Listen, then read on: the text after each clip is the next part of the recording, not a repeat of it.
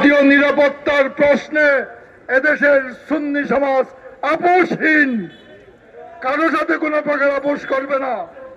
সর্বোচ্চ ত্যাগ স্বীকার করে নিরাপত্তার জন্য হুমকি মোকাবেলা করার জন্য যা যা করা দরকার সবকিছু করবে ইনশাআল্লাহ। সম্মানিত দেশবাসী, সরকারকে আমরা অনুরোধ করতে চাই, আপনারা আপোষহীন থাকবেন। এদেশের জনগণ কোন প্রকার উস্কানিতেও দিতে পা দেয় নাই, ভবিষ্যতেও পা দেবে না। কারণ বাংলাদেশ সাম্প্রদায়িক সম্প্রীতির দেশ। সাম্প্রদায়িক সম্প্রীতির দেশে কোন প্রকার সাম্প্রদায়িক দাঙ্গার উস্কানি এদেশের মানুষ কোনোভাবে গ্রহণ করবে না এবং উস্কানিদাতাদেরকে চিহ্নিত করে বয়কট করবে। সম্মানিত দেশবাসী, আমরা স্পষ্ট করে বলতে চাই, প্রতিবেশীদের সাথে আমরা সুসম্পর্ক রেখে চলতে চাই, কোন প্রকার দাঙ্গা হাঙ্গামা সংঘাত চাই না। কিন্তু পায়ের উপর পা রেখে যদি ধাক্কা মারে তাহলে আমরা ছাড় দেব না ইনশাল্লাহ।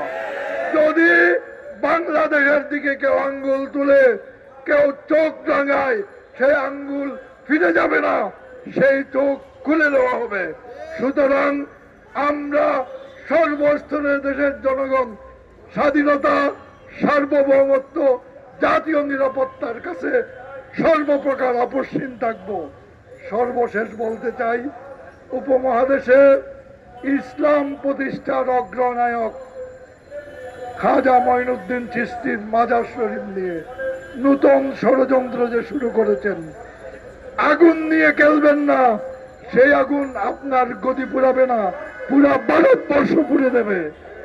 সুতরাং আগুনে হাত দেবেন না, আগুন থেকে দূরে থাকুন। আগুনে হাত দিয়ে শুধু আপনাদের গদি পুরাবেন না, পুরা ভারত খণ্ড বিখণ্ড হবে। সুতরাং জাতীয় ভারতের নিরাপত্তার স্বার্থে, উপমহাদেশে সংঘাত পরিহার করার স্বার্থে খাজা মঈনুদ্দিন চিশতি রহমতুল্লাহ আলাইহ মাজার শরীফ নিয়ে সকল প্রকার ষড়যন্ত্র থেকে বিরত থাকার অনুরোধ জানিয়ে শেষ করলাম। আসসালামু আলাইকুম।